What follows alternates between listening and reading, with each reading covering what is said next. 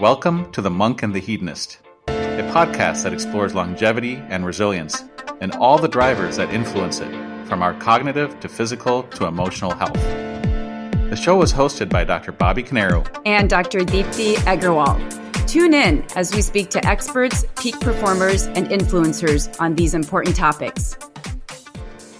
Hey guys, this is Bobby Canaro, and I'm here with Deepthi Aggarwal.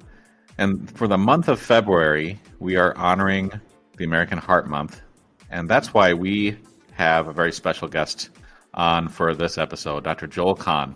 He is an integrative cardiologist. He's also been vegan for over 42 years. He's nationally recognized for his integrative philosophies on cardiology, and he's been on the Joe Rogan Show, the Rich Roll podcast. So he's definitely well known amongst his peers. So we're excited to have him on. And we talked about some really, really important concepts regarding heart health and longevity. Deepthi, what were some of the favorite things that you enjoyed from this podcast episode? Well, Bobby, I think since we're both interested in physical resilience and in the longevity space, we definitely have to be concerned about our heart health.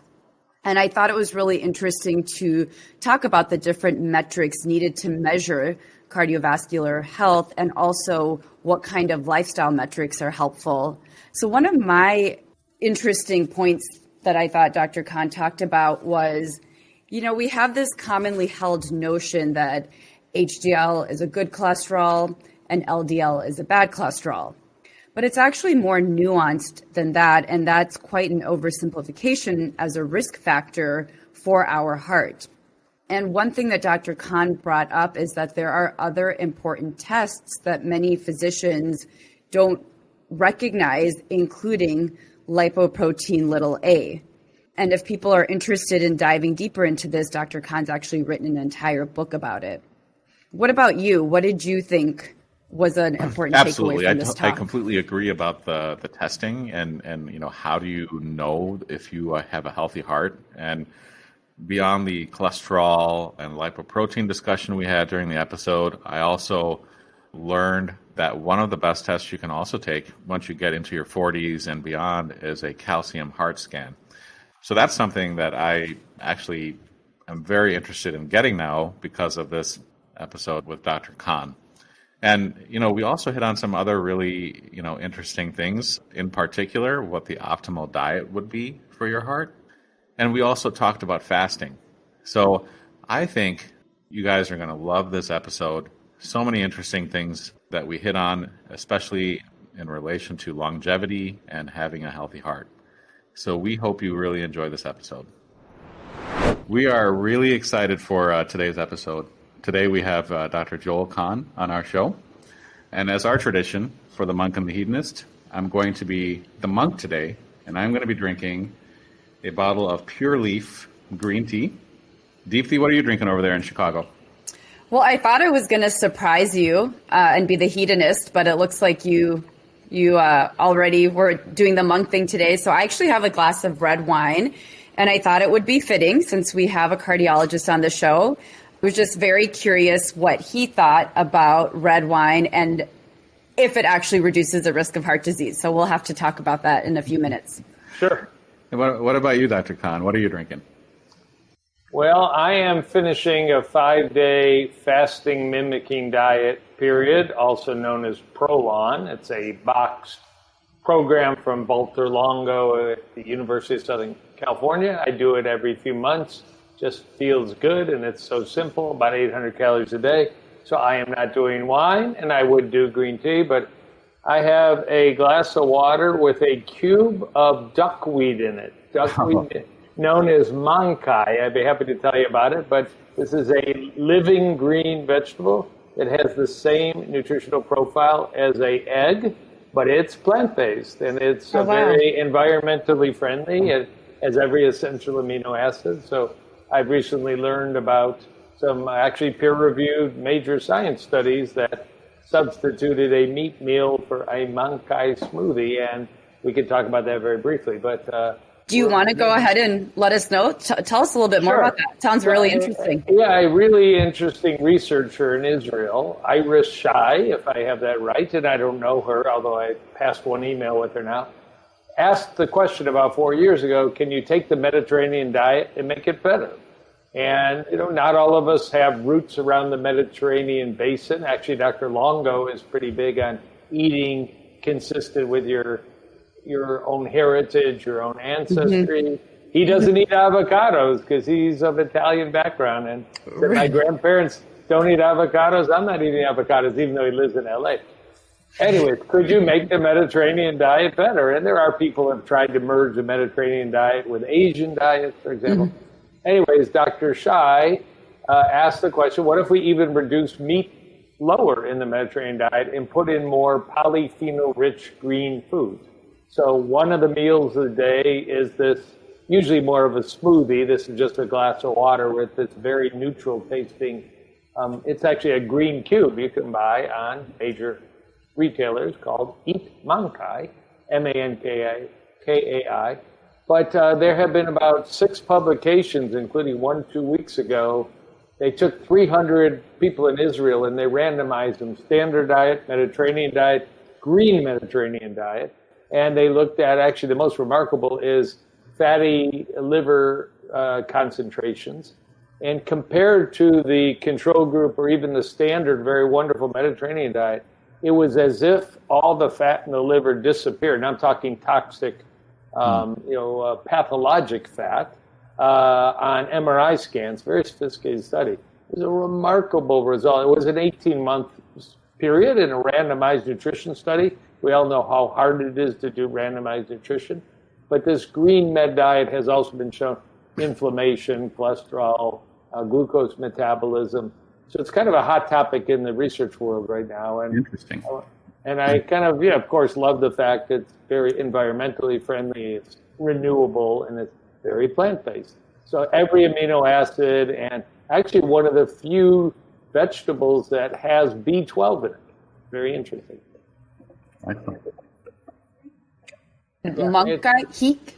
It's EAT. The website, it can read all the papers. EAT, EATMANKAI.com. Oh, so Mankai is the name of the vegetable.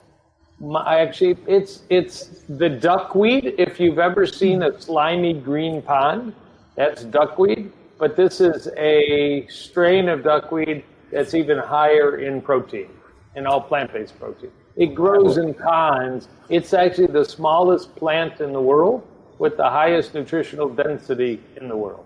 Who knew? Very interesting. There you go. So we definitely want to dive into diet. But before we do that, tell us a little bit about your story. What got you into cardiology, and we would love to learn, what you look at when you see a patient. How do you determine if they have a healthy heart? Sure, and those are like 2 separate but very important questions. Yeah. My biography is less important. I'll be very brief. I live in suburban Detroit. I was born 61.8 years ago in suburban Detroit. I did leave for fellowship and advanced angioplasty fellowship and came back. But I was born with a heart murmur. My mother and father got worried. I started seeing pediatric cardiologists. I never had any problem at all. It was a little VSD that healed up on its own. But I started seeing cardiologists. And by the time I was 10 years old, I said, I want to do what you do. And I kind of liked all the technology, even though that was in the 1960s. But it was just the beginning of ultrasound and other things.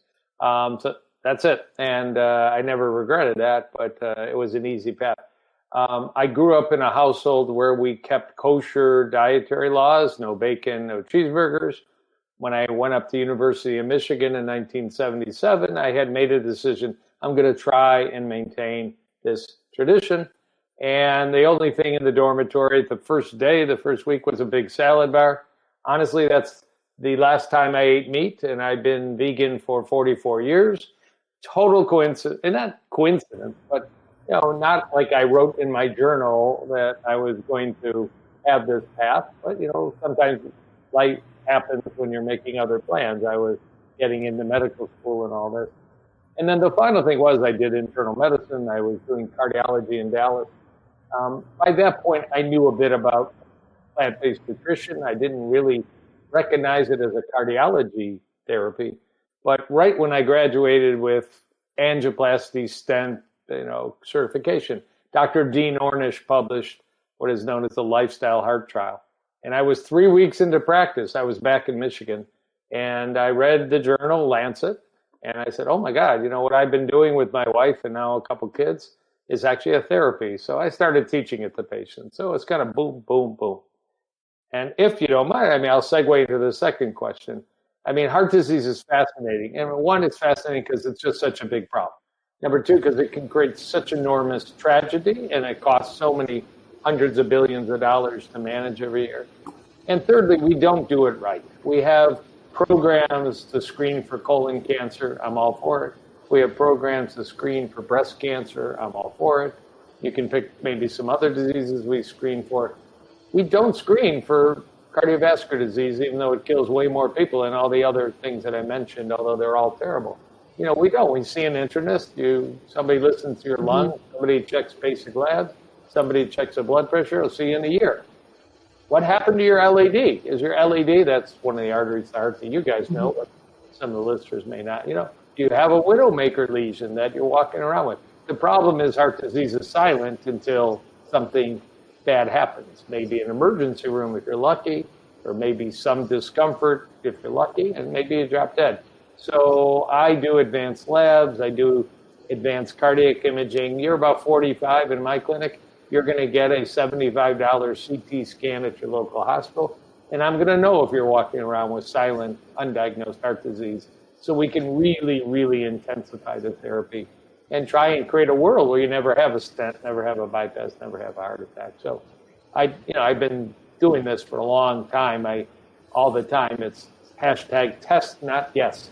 If you're walking around with inadequate cardiac evaluation, you're in Vegas and you're rolling the dice. You simply don't know where you're at. So it's so simple and it's inexpensive. This is not only for the executive with big dollars. For under $100, you can be certain heart calcium CT scan.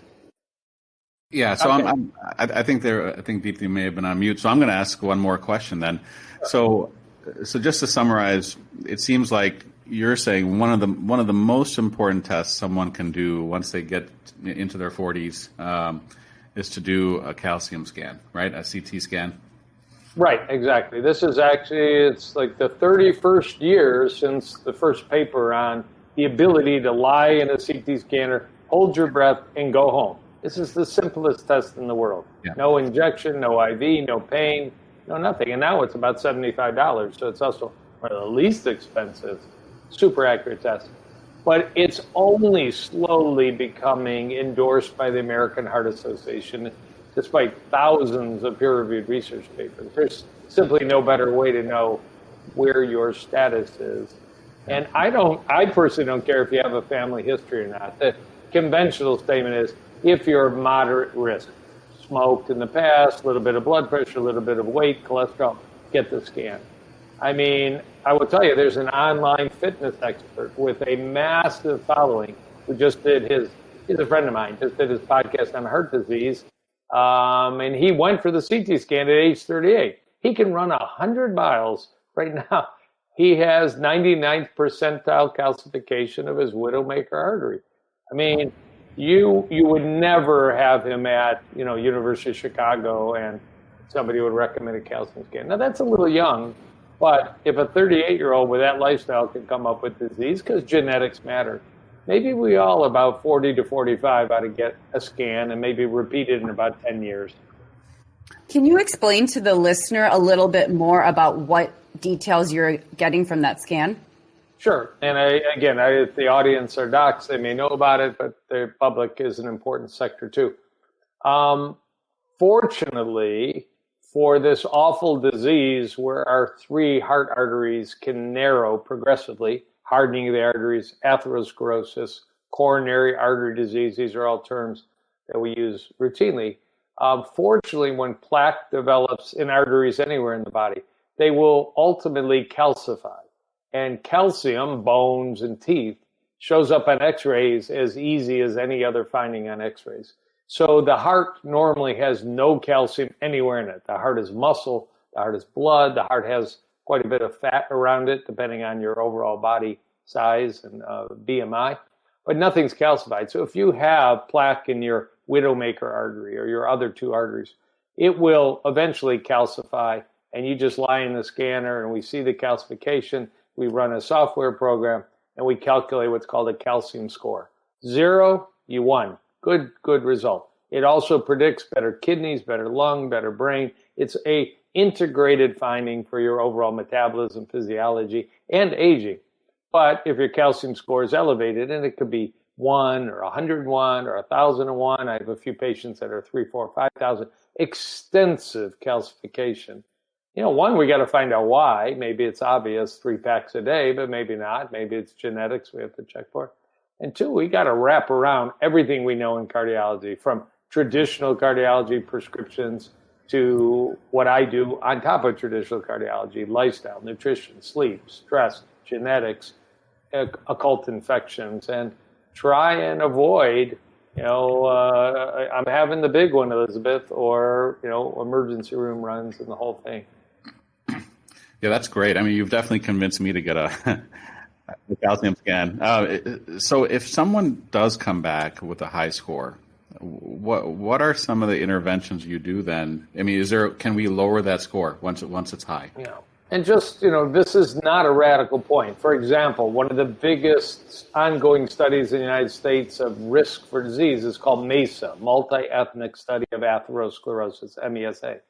There's an online calculator. Anybody can go Google MESA calcium calculator.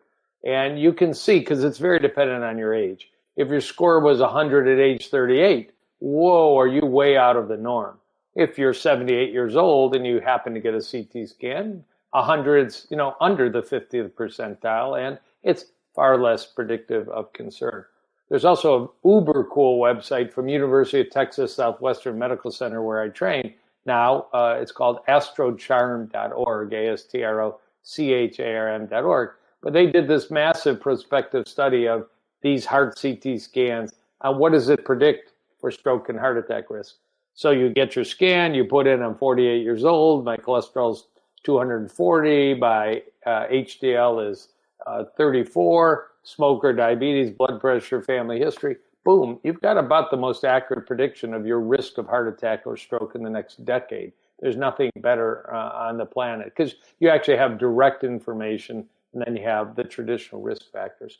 So, what do you do if it's high? And it's high relative to your age group and your age and sex-matched profile you can easily develop.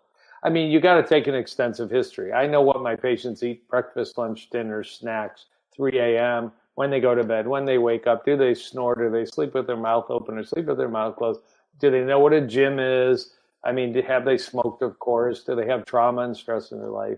Have they ever had cardiac testing? So you've got to go through all that and ultimately recommend sleep, fitness, diet that's plant forward, maybe Mediterranean, maybe whole food plant-based, maybe Ornish lifestyle type diet. We have to do all that.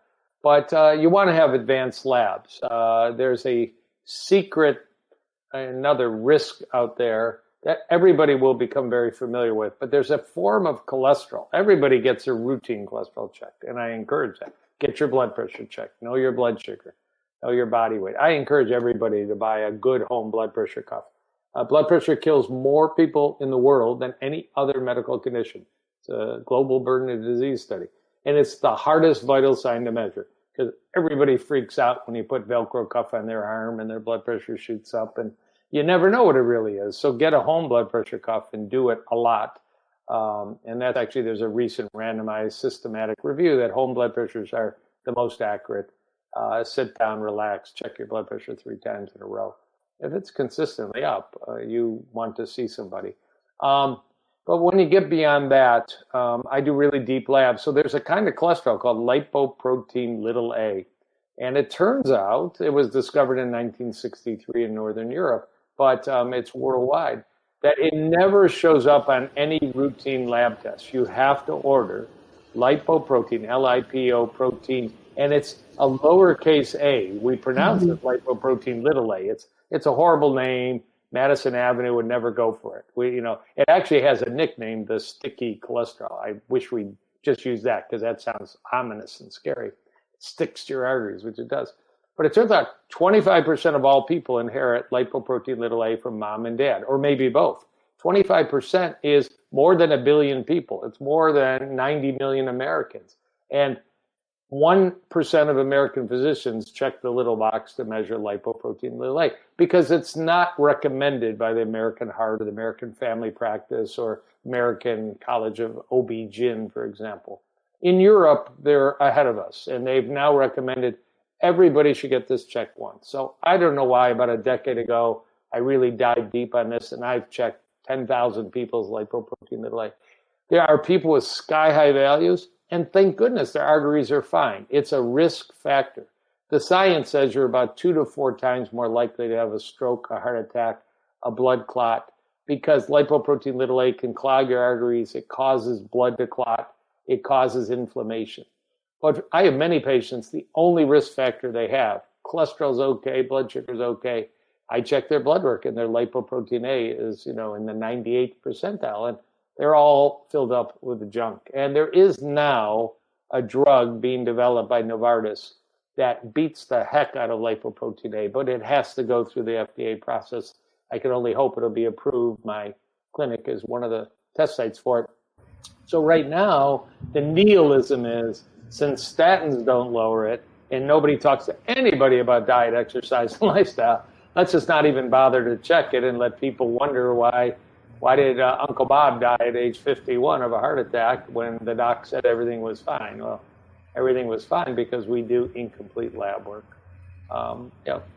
Easy one to kind of, if you get good blood work, including like a lipoprotein little a, and you get a heart CT scan, you have just, pulled the curtain back on the Wizard of Oz. You got real data.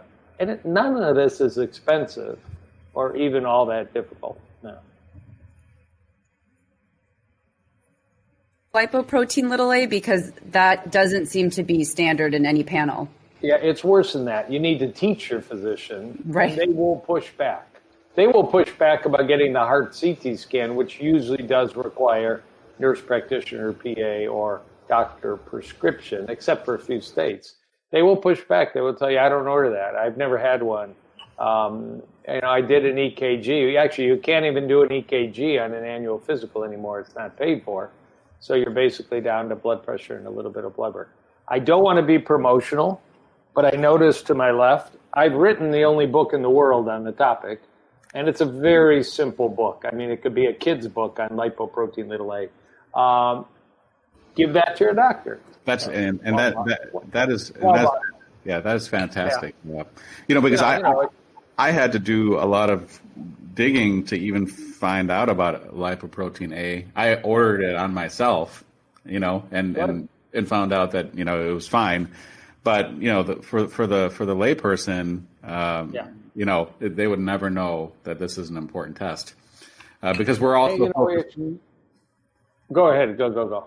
No, I was just saying. I think most people, when they think about risk factors, they just think about cholesterol and triglycerides and HDL and LDL. So I'm really glad that you brought up LPA. That's great. And I'm just going to say, you might have spent or your insurance company might have been billed $55 to lab test. You never need to have it again for the rest of your life because you didn't inherit it. So it's not like it's going to destroy the American medical system to have this done a little bit more routinely. Every hospital does it, every lab, corp, every Quest. It's not a hidden secret how you do it. You just got to check the box. So just to ask you one more question, Joel, about the lipoprotein little a, if someone has a fairly robust lipid panel, it's still worthwhile to go ahead and check your lipoprotein little a. You're such a hedonist. Yes. Absolutely. Because, cholesterol, HDL, triglyceride, right now it's very hot to talk about remnant cholesterol. Right. You can actually calculate total cholesterol minus LDL cholesterol minus HDL cholesterol, whatever that number is, it's called remnant cholesterol. And brand new research says it may even be more predictive of atherosclerosis than what we do as the holy grail, LDL cholesterol or LDL particle number. But you can go through all that. If you've inherited a sky-high level, it's always like all other risk factors. If you have a high cholesterol and you smoke and you never exercise, your risk is multiplied compared to just having high cholesterol. So having a relatively normal cholesterol panel but a high lipoprotein A is a little less risk than having them both high. But, for example, you guys know the term familial hyperlipidemia, which can be 1 in 500 or 1 in a million, depending on what form of genetic cholesterol you inherited, heterozygous or homozygous. That often is hand in hand with lipoprotein little a. They get inherited together, so it's like double jeopardy. But one is 1 in 500 and one is 1 in 4 people. So we should be spending a little bit more time measuring and counseling people. But it is still early in the game when you don't have a really powerful drug to beat it down. And that is a hopeful development that Amgen is working on and Novartis is working on. Well, aside from drugs beating it down, what other things can people do in the meantime?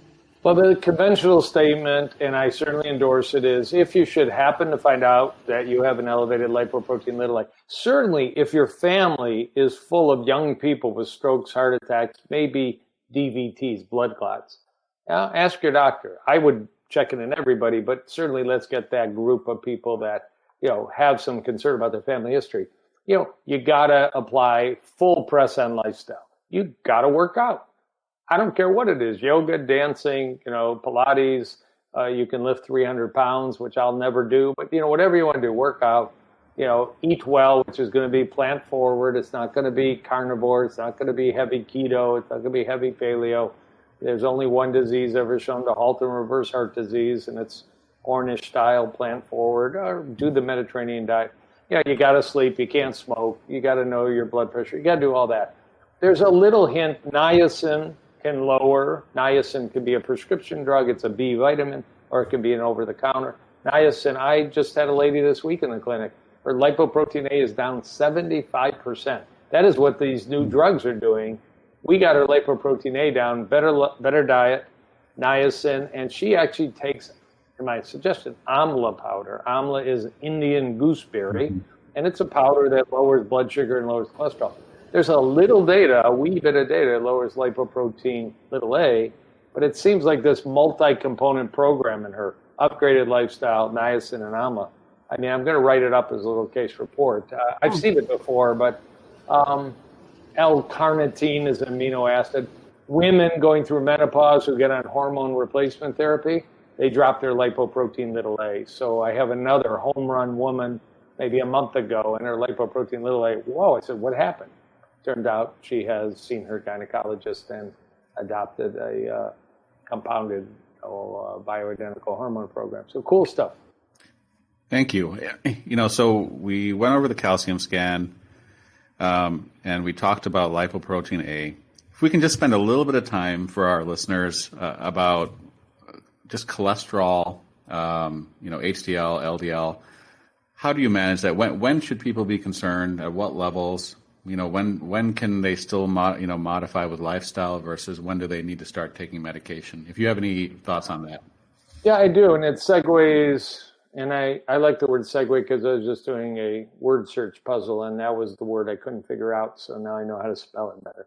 It's a weird word, S-E-G-U-E, I think it is. But although I think the device people drive is spelled S-E-G-W-A-Y, which I didn't know is not the appropriate spelling.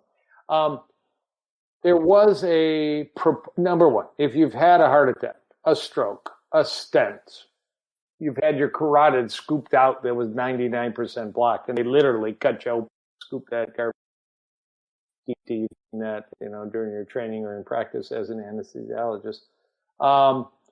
You need to manage everything, diet, blood pressure, weight, sleep, stress, love, social connection, and you certainly need to manage your cholesterol. I'll just say, I can remember maybe 15 years ago, we have to get the LDL cholesterol less than 100 in people who've had bypass and a heart attack. oh, we better use more powerful drugs. And I would say, and lifestyle. And then about 6-7 years ago, we took those people, we said, we got to get their LDL less than 70, their low density lipoprotein cholesterol. The new black is LDLs less than 55. And we can do that now because we still have more powerful green drinks and lifestyle, but we have more powerful cholesterol-lowering medication. It's not all statins anymore.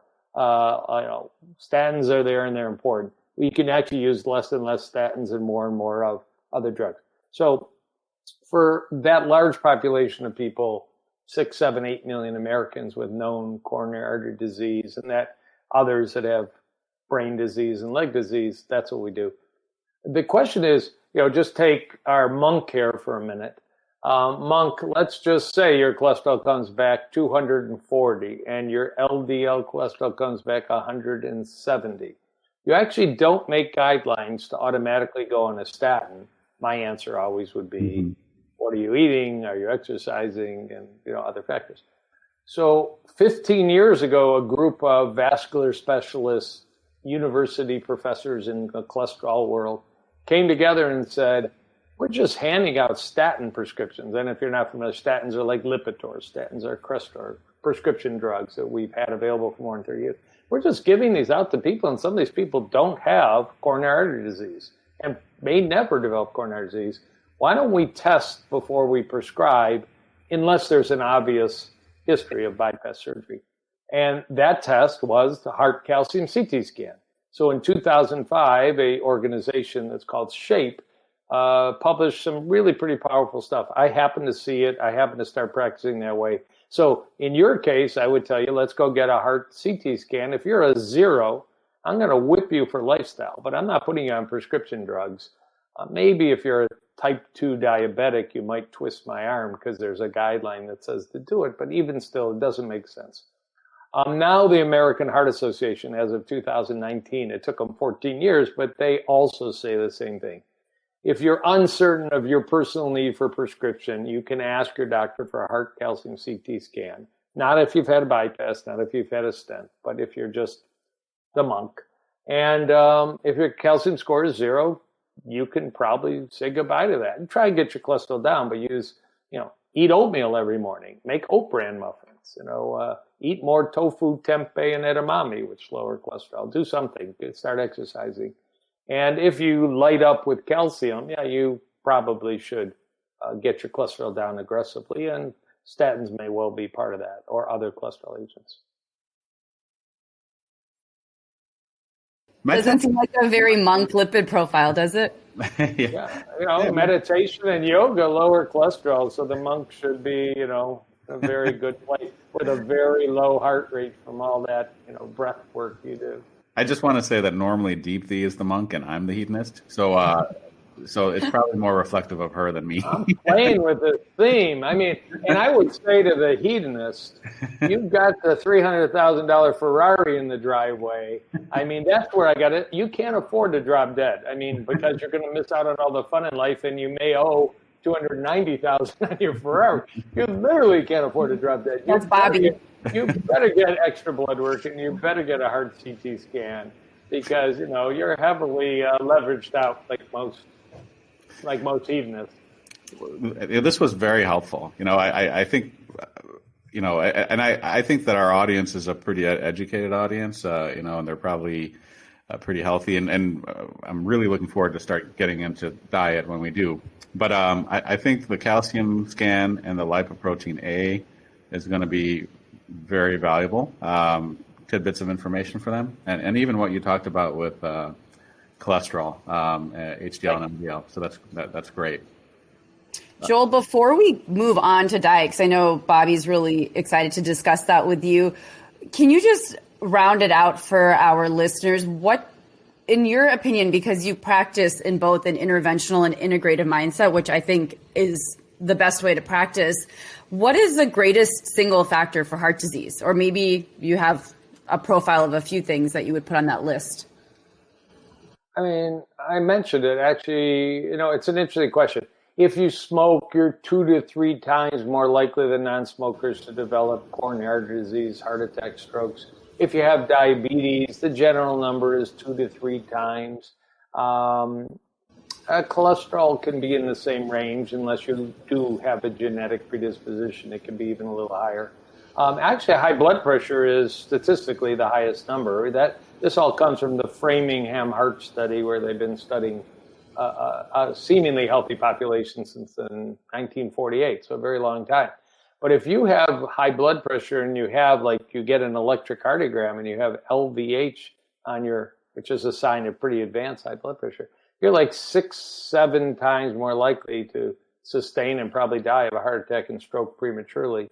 So it's actually, again, I keep evolving because I have much more respect for the importance of managing blood pressure and the difficulty of doing it well. It's easy to get a blood test for cholesterol. It's freak out time to really accurately check your blood pressure. So I think after this podcast is out, the three of us need to get together and develop some new technology. I'd like a blood pressure patch or blood pressure underwear or blood pressure toothbrush or something that effortlessly tells us accurately. But anyways, statistically, that would be it. And so don't smoke.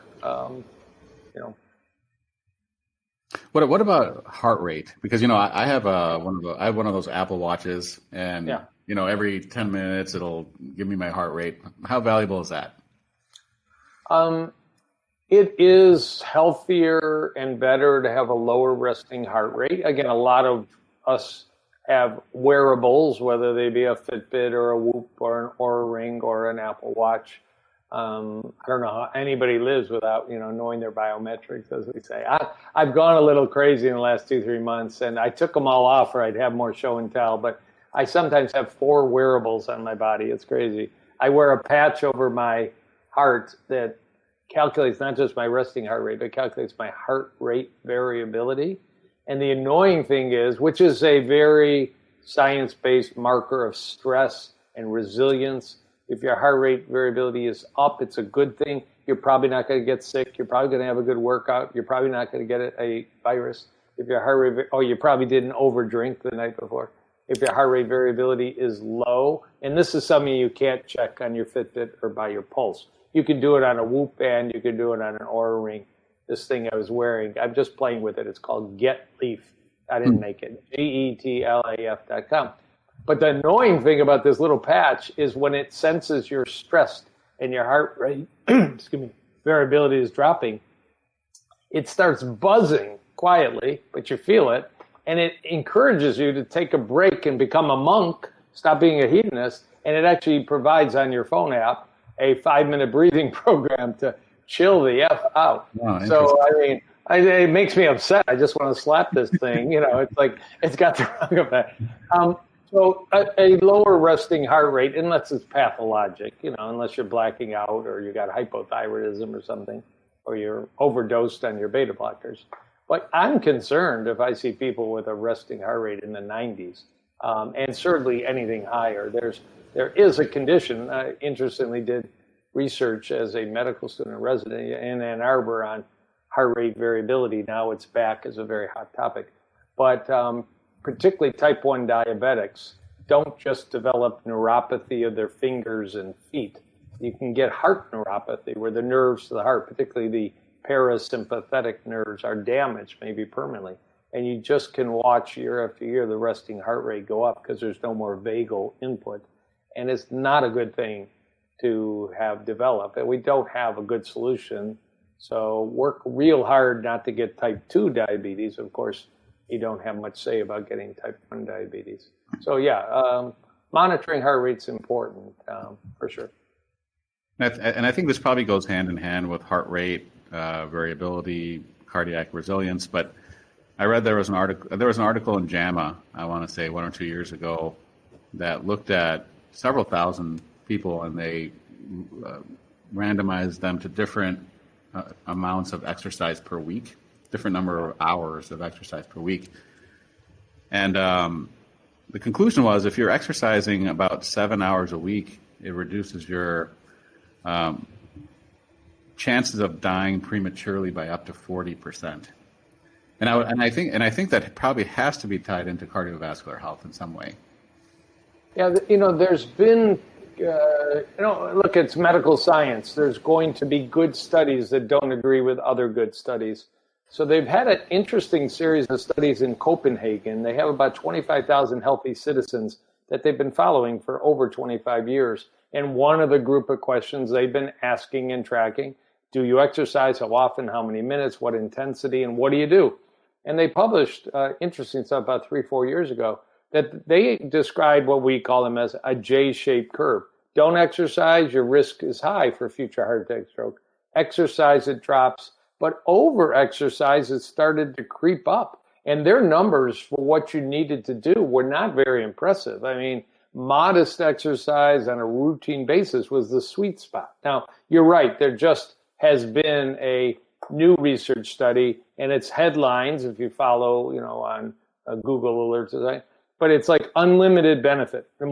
Who's got 90 minutes a day to work out every day? But that kind of was, it doesn't matter how much you do, more is better, more is better, more is better. There is conflicting data. I mean, you have to get down to the real world. I mean, the monk has some time to go run, but the hedonist, I mean, she's working too hard to pay for all that stuff she's got around her.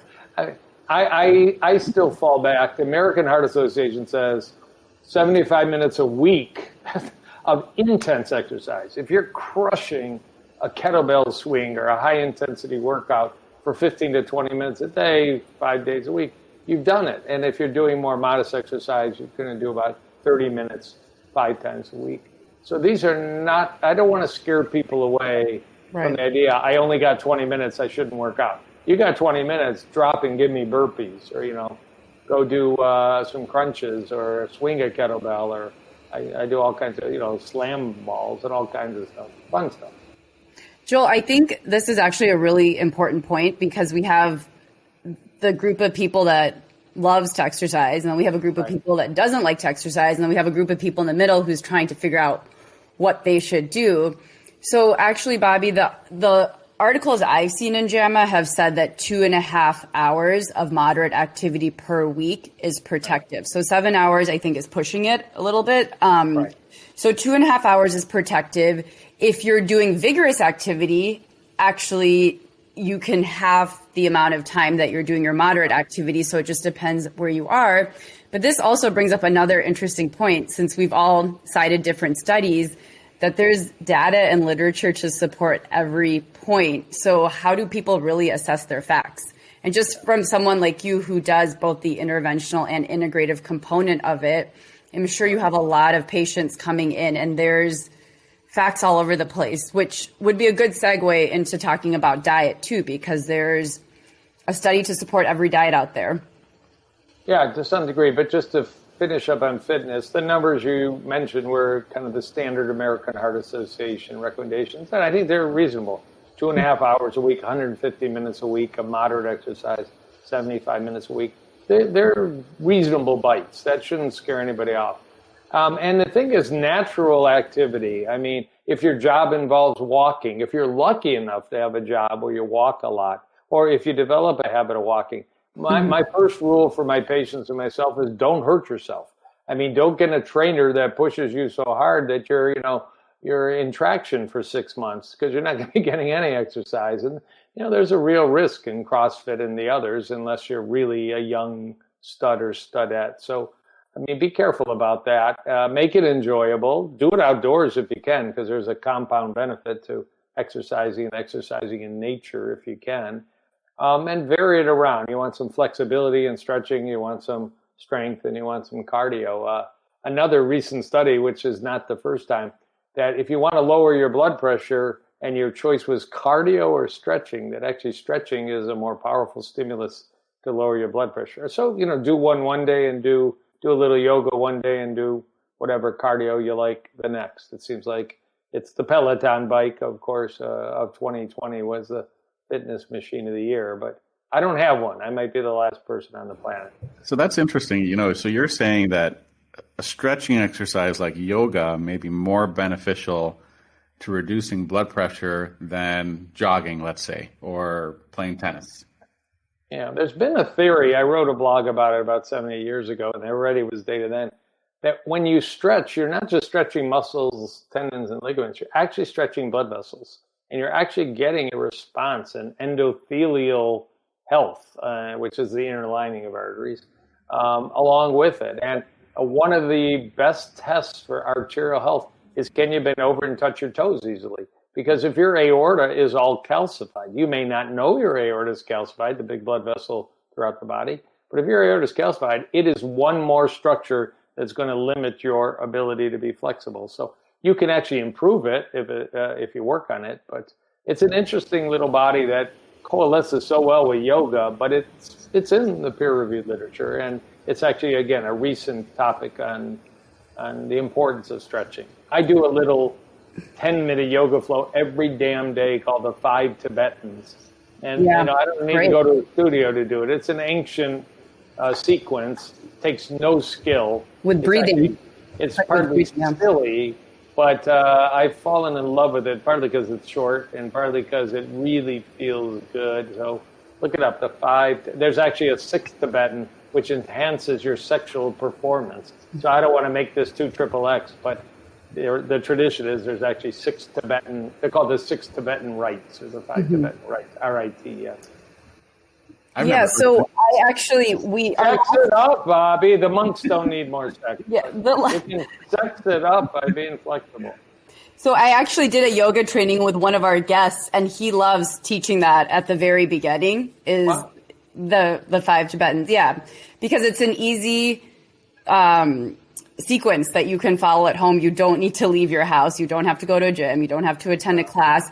But to your point and Bobby's question about the jogging versus yoga, I think the most peer-reviewed medical literature that there is on yoga out there is linked to cardiovascular disease protection. So it's something about the way the asanas are that is cardioprotective. And actually, it's been shown, I believe, if you mix breathing techniques with yoga, you can actually mimic the way statins work in our body, non-pharmacologically, which I think is pretty fascinating. Yeah, I mean, I'm aware of some data on meditation lowering cholesterol. It's not going to lower it 100 milligrams per deciliter, but lowering cholesterol. And I think there is some yoga data too. So I like to shake it up. All right, food time, food wars. Food time. So, all right, I've been waiting for this. So Joel, I suspect that there's a lot of people listening in that are probably a combination of either keto or paleo, with some intermittent fasting. I think those are all buzzwords and hot topics. So they've been like that for the last, couple of years. So I myself, I probably do primarily keto as well. I do love meat, so I'm not. I don't only eat meat. I eat veggies as well, but I haven't been able to give meat. So what I would love for you to do, though, is to convince me why I should give up meat. Yeah. No problem. Let me just make 2 comments and then go medical. I mean, I don't think there's much controversy, although if you're on Twitter, everything's a controversy. When you talk about the environment and the planet going to have 10 billion people within 30 years, there's not uniform agreement, but certainly the loud consensus is plant-based agriculture is less taxing. It's going to destroy the Amazon less quickly. It's going to cause greenhouse gas production and elevation of world temperatures less rapidly. And there's that aspect. There's the aspect that, unfortunately, over 95% of the meat, whether it's white meat, red meat, is raised in the confined animal factory operations, the CAFOs, the basically concentration camps of animals, and they're treated abysmally, and disease breeds. Actually, the workers are treated abysmally and disease breeds. They've had a horrible time with COVID in the factory workers in these animal organizations. And it's lovely to speak about sustainable agriculture, renewable agriculture. The beautiful examples out there of well-treated animals and farmers. Joel Salatin, I think, is the name that often comes up. I mean, these people should be praised and their messages should be taught. But it's still, 2 to 3% of all the animal products consumed. And then you get to health. And, the bottom line is, we can look around the world, you can look at the United States, you can eat 1,000 different patterns of diet and live long enough to reproduce and have kids, which is really the only genetic imperative that we have to sustain the people that we are. But, we're obviously looking now for health span, for maximal number of years that are of maximal quality without medication and surgery and disease and pain and suffering. And, that's where really the target is. How can I be healthiest long term? Because, you can do fast food till you're 25, have kids, and, the disease may be down the road. So, what are the database? What are the clues? I mean, I think we can all conclude, everybody would agree, that fast food, processed food is satanic. It's a horrible thing that's happened to the American culture in the last 70 years, and we've done a great job of exporting it all over the world.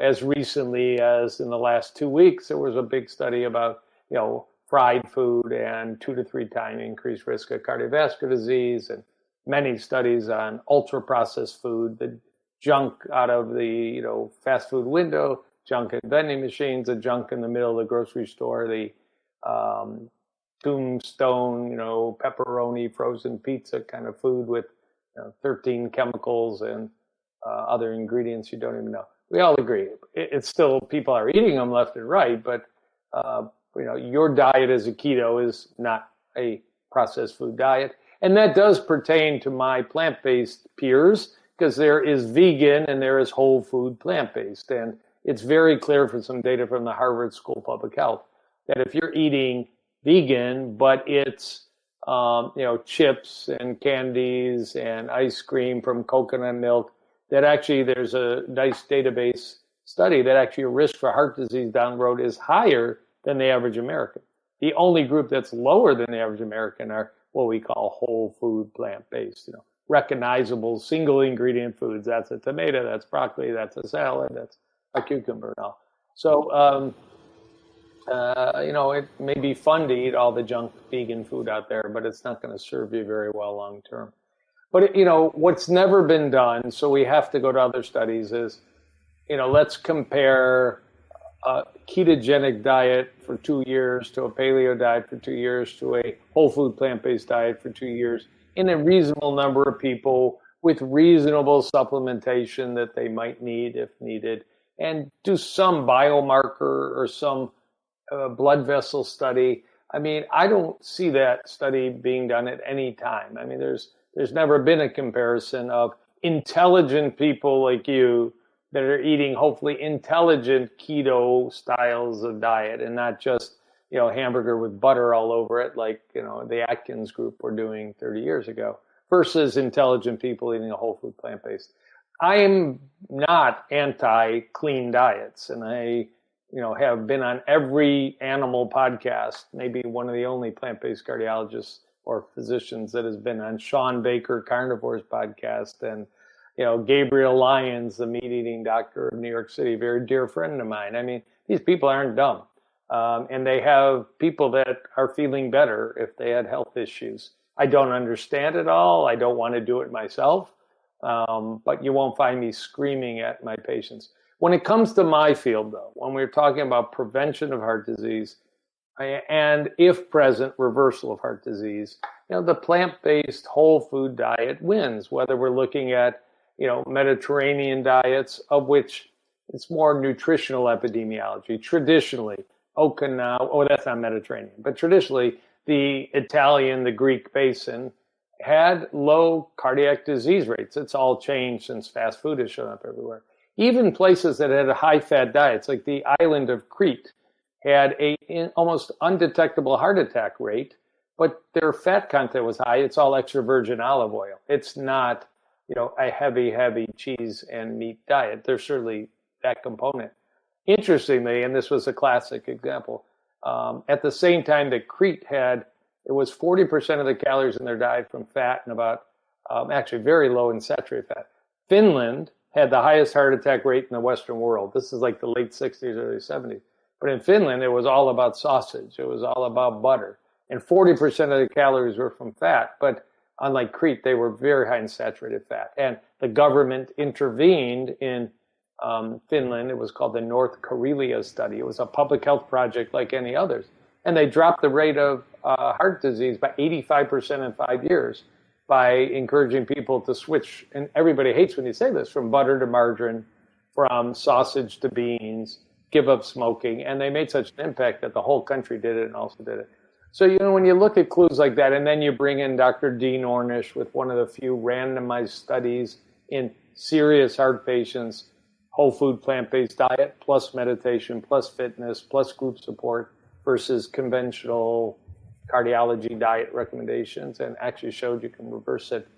I mean, we don't have anywhere near the database for the keto diet and its impact on heart disease. I mean, there can be weight loss, there could be drop in blood sugar, there can be drops in inflammation. There's a lot of variability, but there just is nothing in my mind other than caution, caution, caution. Now, if you knew your calcium score was 0 and you really were committed to follow your blood work, about 25 to 30% of us, if we increase saturated fat dramatically in our diet, I'm going to do the ketogenic diet and I'm going to eat more meat, I'm going to eat more butter, and I'm going to put some MCT oil and everything.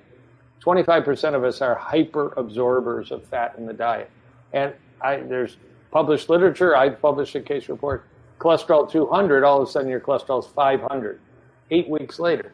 That wouldn't be such a big deal if people actually got their blood work done 8 weeks later and came to the conclusion, this isn't really working well for me, and I'm going to go pick another diet. The problem is I don't see many of my ketogenic medical or non-medical peers saying, this is a experiment N of 1. How's it working for you? And just do some biometrics to make sure it is working for you, or maybe also know what your baseline cardiovascular status is. I'd be very concerned for some of my sick heart patients suggesting the ketogenic diet. But, if you're coming from McDonald's and you go over to a low carb, high fat, modest protein diet of good quality, particularly if you're, I'm a snobby whole food plant-based vegan. I eat organic, high quality food. If you're a snobby keto, and I mean that by venison and bison and, organic, and you keep your greens and you keep your berries in the diet, low net carb foods. I don't know if you eat any lupini beans. Lupini beans are the most amazing bean because they're very low net carb and they still are, cool on a lot of keto diets. But at any rate, if you're going to make it a smart keto diet, I'll have dinner with you. I'll just, eat my broccoli while you eat your ribeye. But, it's a flux. I mean, why is there a war? There's a war because people have created, careers in one niche or the other niche. Mm-hmm. The food industry, a multi-trillion-dollar industry, doesn't like that we don't drink as much cow milk as we used to, and that there's all these, plant-based substitutes, and they don't like that the Beyond Meat burger may indeed one day be as inexpensive as a McDonald's beef burger and truly be a challenge. And that's why Smithfield and Tyson are buying into ConAgra. They're buying into, or they're developing plant-based options because they don't want to miss out on the game. But, there's room for some diet, variability. But, I'm teaching heart reversal diets to my patients, which will tend to be, plant forward, 90% plus plant-based diets. Yeah, so I mean, I think it makes perfect sense when you're saying that regardless, I mean, you can almost be agnostic on which diet you're doing as long as it's not the standard American diet, number one. Right, that's step one. That's step one. But diving a little bit deeper into the meat discussion, there was one thing I heard you say, I believe it may have been on the Joe Rogan podcast, but you said that meat accelerates your aging. And me and Deepthi are really interested into the longevity space. Right. And we've done we've spent a lot of time in that space, and that to me is really fascinating. That's what really made me really start questioning if I should give up meat. So if you can explain to the audience how meat accelerates our aging, that'd be great. Sure. And, some of this is, biochemistry that's really interesting, but it's human biochemistry. Meat tends to be higher in saturated fat than most plant whole food options: beans, peas, lentils, fruits, vegetables, whole grains. And although, you're not going to get 100% of all people in the space agreeing, certainly there's 70 years of science that says when you raise your saturated fat in your diet, you will raise your LDL cholesterol and you will raise your risk for developing the number one killer. Not very good for longevity if you have a heart attack or stroke in your 50s or 60s, of course. So that's just one obvious factor. There's things that meat doesn't have: the absence of fiber, the absence of vitamin C, the absence of plant-based nutrients, phytonutrients, carotenoids, and on, of course. But, some of the more interesting aspects just about chemistry of meat, in the last 10 years out of the Cleveland Clinic, there is strong science when you eat red meat rich in L-carnitine, an amino acid, your gut, your microbiome, your bacterial load can convert it, and ultimately in your blood will be a molecule we never heard of before called TMAO, trimethylamine N oxide. Now more than 1,000 really high-level peer-reviewed papers. And it looks like trimethylamine N oxide, TMAO, which is a available blood test at Quest. I do it on all my patients to judge if their microbiome is overproducing this product and if their meat isn't working for them. Also, egg yolk will also lead to TMAO. But TMAO seems to accelerate atherosclerosis, may accelerate fibrosis, scarring in the heart and in the kidneys. It's certainly at least related to bad outcomes and shortened lifespan in diabetics and heart failure patients and heart patients and kidney disease patients. Recently, it's been associated with a higher risk of dementia. So cut back your meat, your TMAO level goes down. Of course, the Cleveland Clinic is looking for a patented blocker pharmaceutical agent that will be a multi-billion-dollar drug. They don't really get off on telling people to eat differently as a program of their development, but that's the more rational way to approach it. So if you're not sure if it's working for you, check your blood TMAO level at Quest and find out. There's even cooler. Well, there are studies that eating meat can raise your high sensitivity C-reactive protein, a marker of inflammation. Some would argue that's not true of organic grass-fed beef, but there's such a small population of people in the world that eat that way, and there isn't any science of that, superior level of consumption of animal products and inflammation. But at least the standard meat that people are eating may raise inflammation. And finally, and you may not know this, red meat and white meat, I think that's true, white meat too, contain it's called a sialic acid called NEU5GC, NEU5GC. It's a molecule. It's certainly in red meat. Humans don't have NEU5GC. Humans have a different form called NEU5AC, and they have a lot of it in blood vessels. It is found throughout the body. Well, it turns out what happens to the human body when a substance that we don't recognize as our own comes in on a regular basis. There is now known to be antibodies and an immune reaction to NEU5GC, and the horrible part of it is it seems like it's affecting blood vessels more than any other structure in the body. So this is a hot topic. It has a name, xenoceolitis, XENO, which means foreign, ceolitis meaning a sialic acid that causes blood vessel inflammation. So it's a developing topic, but it's a pretty rich body of literature. It includes not just basic science, but human literature. So you can't get away from some of this. All meat has L-carnitine.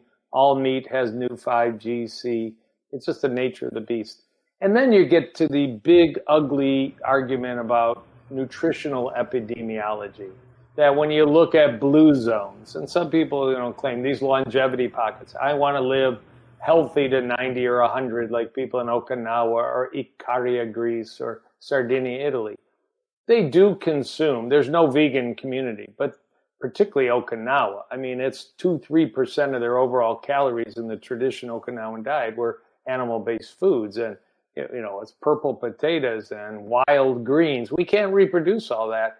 But, longevity came from a very low animal consumption. It's a little higher in Greece. It's a little higher in Sardinia.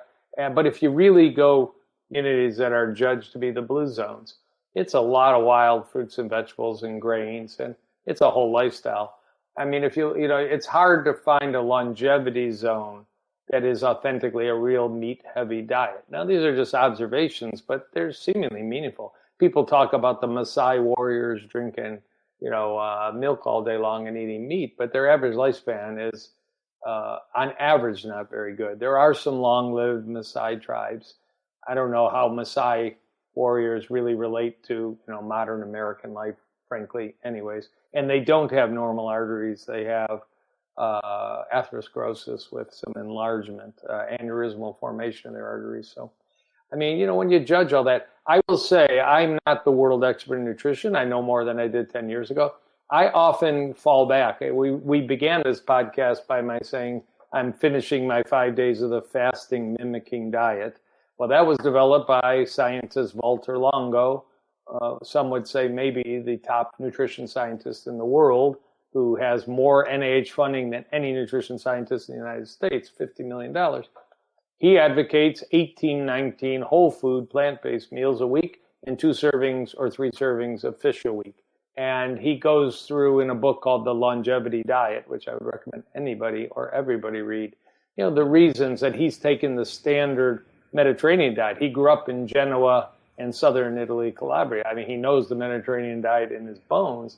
But while you take that, just like the Green Med diet made it a little greener, he's making it a little more of a pesco Mediterranean approach. He actually has no white meat or red meat in the recommended diet at all. And I respect that man. He seems to be free of conflict and full of scientific, pursuits. Yes. One other area that we dive into when we're talking about longevity is fasting and kind of inhibiting the nutrient sensing pathways.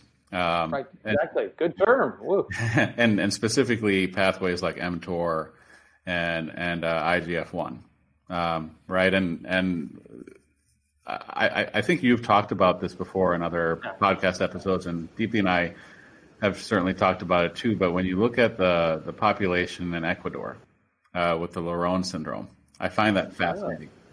Yeah. Jaime Guevara, I think, is the name of the scientist down there, but that's Dr. Longo's research project too. These are people. So again, nutrient sensing technology or nutrient sensing science. The idea that we know macronutrients, protein, fat, carbohydrates, but that we respond differently based on the ratios of all, and that protein. Which, we all have a need for the amino acids, whether they come from a bean or a fish or a cow, but we need amino acids to build our own muscle in our own body. But anyways, there is an impact of a high protein diet and maybe the constant activation of insulin like growth factor 1. But some, markers or actually maybe active agents that may accelerate aging and prevent self-repair, self-renewal, autophagy, the 2016 Nobel Prize in Medicine award. And there is data out there that lower protein diets, it's so in contrast to the American perception, may actually be associated with slower aging and better health and less cancer and less diabetes. And there are studies at Harvard with Morgan Levine and Dr. Longo and other places that have studied it. So fasting, it's hot now more than ever. It's not really a new field. We've got the Daniel fast in the book of Daniel that is actually has been scientifically validated to eat nothing but water and lentils for 10 days and kind of do that because it does improve your metabolic status. University of Memphis has done some cool actual science on the Daniel fast. But, fasting may, obviously by lowering calories largely or completely. I don't do water fasts. I don't teach water fasts. Water fasts are for the really hardcore biohacker braggers, or you do it in a medically supervised clinic, of which there's not that many in the United States. There are some. The most famous is in Santa Rosa, California, the True North Health Clinic that people go to. But, water fasting is tough, if you do it for more than a day, and they do it for a week or two at True North in California. And there are some people just on their own do it, but I don't teach it. I don't advise it. Don't do it if you're a type 1 diabetic. You'll have hypoglycemic shock and maybe not come back out of it. So that's, again, what are the options? There's a lot of terminology. time restricted eating is the proper term. I don't eat from 8 at night till 10 in the morning, so I've got 14 hours a day if I did my math right. When I'm not consuming resources to digest food, I'm allowing my body to work on other processes, renewal, regeneration, rebuild. That's very popular. You probably caught about 3 months ago at University of California, San Francisco, they did a randomized study of people that were somewhat overweight for about 12 weeks, maybe it was 6 months. But it was the idea that eating within I think it was an 8 hour, maybe it was a 6 hour time window with 18 hours fasting compared to free access to your food at home. They could not show a statistically evident benefit by really aggressively compacting your eating window to very small. The author was Ethan Weiss, who is a cardiologist, and he got a lot of press. I'm not doing it anymore. I'm going to go back to eating 10 hours a day. I've been doing this for 7 years, but the science doesn't support it. He's an academic cardiologist. But I still teach people, and Dr. Longo teaches people, eat within a 10-hour window. Take, 14 hours a day if you can, and try and give your digestive tract a break and your metabolic breakdown, catabolism a break. Then there's alternate day fasting. If you want to spend the rest of your life one day not eating, one day eating, one day not eating, the science says it can work for weight loss and some metabolic syndromes, but that's a tough go. I mean, the hedonist is never going to do it, ever. And then that's why I have gravitated to this 5-day fasting mimicking diet. One, because the science is insane and the science is expanding and it's worldwide. And it's not just for a slimmer belly and a lower inflammation panel. It's actually patented to help support a healthy health span, a good health span. And now it's actually soon to be published data, actually working quite well in combination with chemotherapy to enhance the impact in women with breast cancer. And there's studies going on with multiple sclerosis and studies going on with cognitive impairment. It's really interesting. And all you got to do is be a little disciplined for 5 days and then eat well for 25 days. Maybe you don't do it the next month. Maybe you do it 3 months later. But for 5 days, I can get my act together. I mean, I don't want to commit to doing anything every day, and always feel like I failed if, life happens. So, but I do think fasting is a wonderful practice, whatever you can handle. And a lot of people will, take Mondays and just do water and juice if you're healthy. I mean, be careful if you've got some serious illness or frailty. But again, read the longevity diet would be a recommendation I have as an option. I love what you're saying because you're basically distilling it down to my favorite concept, which is moderation. You're making fasting seem feasible because some people, the idea of having 0 calories for the whole day is intimidating, right? So the way you're doing this actually makes you feel miserable. Yeah, miserable, and it makes so much more rational sense. You're doing a little bit of everything, calorie restriction and time restriction, not necessarily dietary restriction, but by virtue of the first two, you end up doing a little bit of dietary restriction in that. So, yeah, and the interesting thing, because your listeners may not know this, fasting mimicking diet by Dr. Longo, I mean, it's nutrient sensing technology. It's a low protein diet on purpose. For 5 days, we're going to stop activating mTOR, stop, maybe not totally stop, but reduce our activation of mTOR and IGF-1, which was shown in the clinical trial to happen. And, we got to go back to, a more normal diet. It's not something you're going to want to do, box after box after box after box, but it's a really, really, because I can work all day long. I can still do my 5 Tibetans. I don't really work out hard those 5 days, but you just got to gear up Monday through Friday and you're done. Yeah. And there's no booze those days, which for a lot of us, quarantine, pandemic, hedonists, it's pretty good to take a break.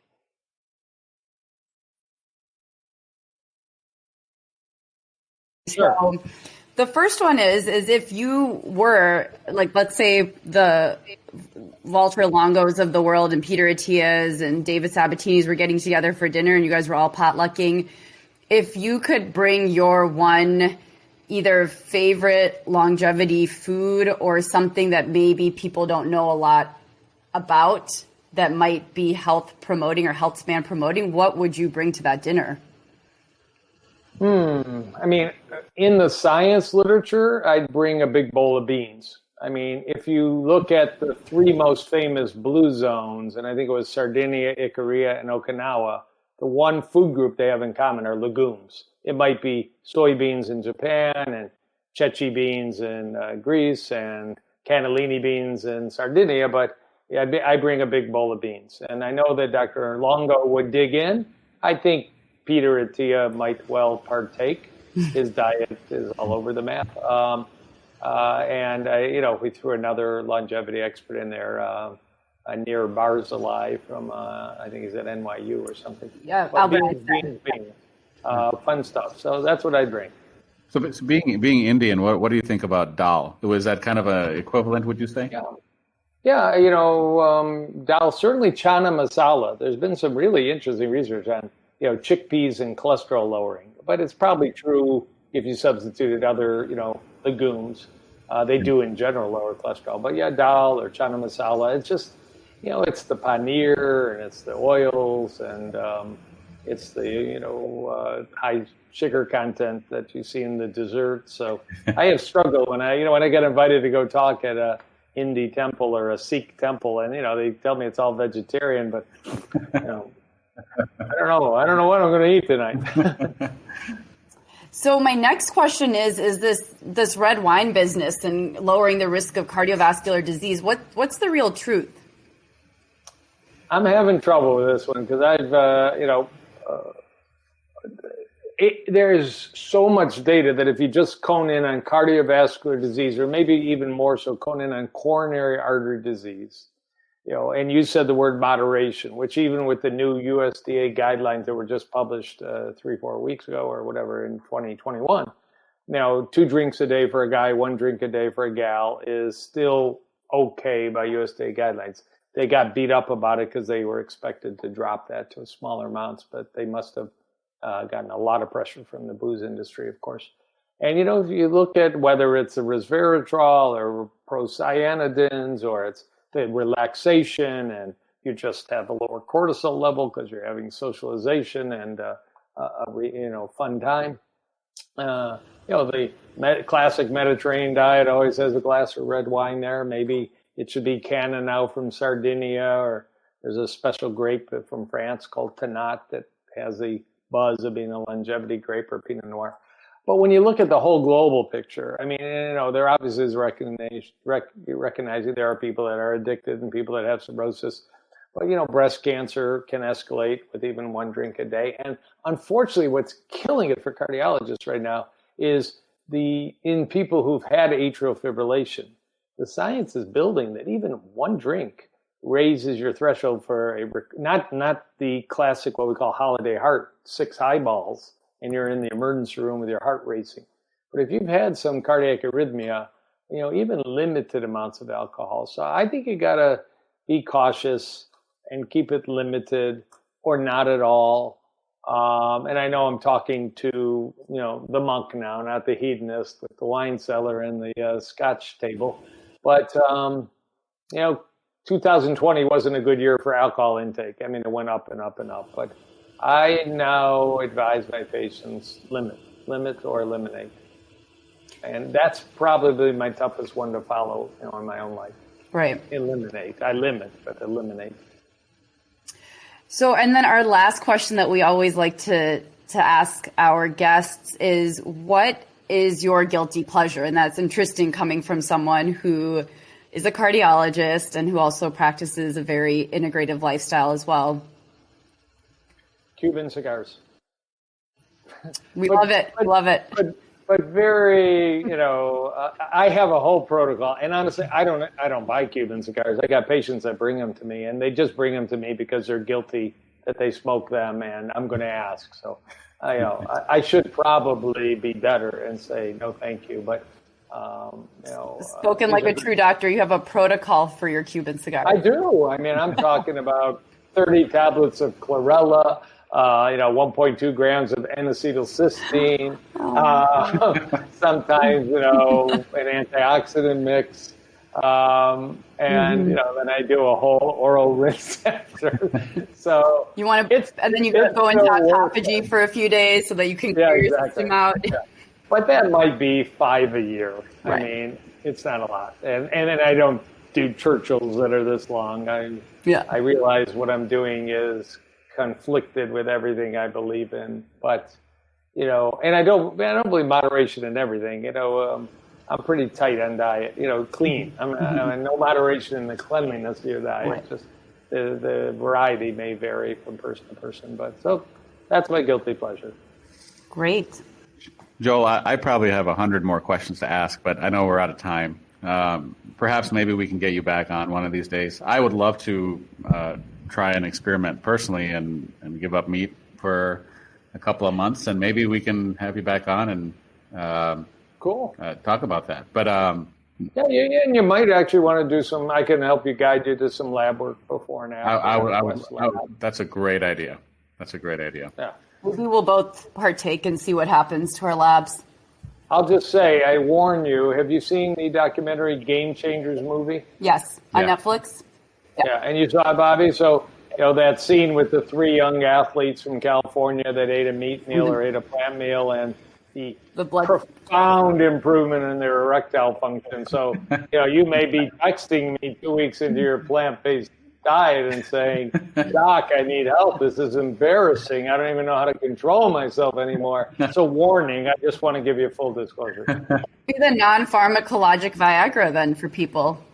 No doubt. And I don't know if it's Dr. Michael Greger, but somebody makes that comment all the time. Maybe it's Dr. Esselstyn. There's no need for those prescription drugs when you start eating greens and beets and pine nuts and some of these arginine strong and nitrate strong foods. So, and do the 6 Tibetan, and you'll be all set. And I'm also going to get a calcium scan. I already did the lipoprotein A, but I'm definitely going to get a calcium scan. Thank you. I learned a ton from this, and I think our audience will also be really appreciative. So thank you very much. Peace. Fun. Oh, Joel, one quick thing before you go. If people want to learn more about you, learn more about your books, where's the best place to go? Yeah, central website, drjoelkahn.com, drjoelkahn.com. I think it's spelled correctly there under my box. So drjoelkahn.com. To my clinic, I have a restaurant, I have books, I have blogs, fun stuff. Excellent. Thank you. Cheers. Bye-bye.